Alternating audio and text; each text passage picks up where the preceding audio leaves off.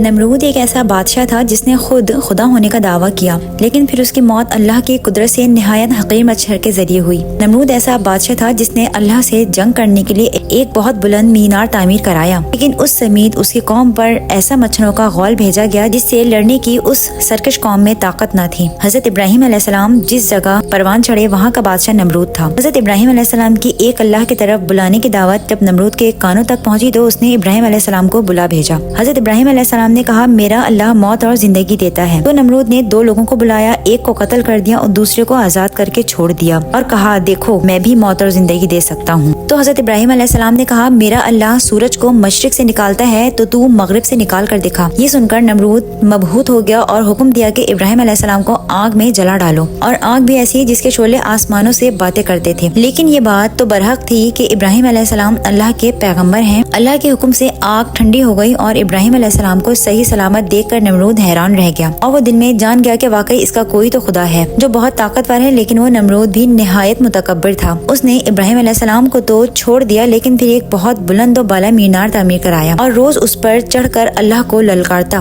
کہ اگر طاقت ہے تو مجھ سے جنگ کرو، اور کوئی جواب نہ آتا تو نمرود اور اس کی قوم اپنے آپ کو اور برتر سمجھنے لگی۔ تو پھر اللہ نے یکایک سب بدل دیا، مچھروں کا ایسا غول بھیجا کہ آسمان ڈھک گیا اور تمام قوم پر مچھروں نے حملہ کر دیا، اور وہ ایک ایک کر کے ہلاک ہو گئے۔ مچھر ان کے جسموں کا خون چوس گئے، اور ایک مچھر نمرود کے دماغ تک پہنچ گیا، اور نمرود پاگلوں کسی کیفیت میں مبتلا ہو گیا۔ اپنے خادم سے کہتا، سر پر کچھ مارو، تو وہ کبھی جوتا اور کبھی ڈنڈا مارتا تو مچھر خاموش ہو جاتا، اور جیسے ہی رکتا مچھر پھر بھنبھناتا اور نمرود دوبارہ کہتا، سر پہ جوتا مارو۔ اسی طرح اس تکبر زدہ بادشاہ کی موت ایک نہایت حقیر مچھر کے ذریعے ہوئی جو کہ خدا ہونے کا دعویٰ کرتا تھا۔ بے شک اللہ غرور و تکبر اور سرکشی میں حد سے بڑے ہوئے لوگوں کو پسند نہیں کرتا۔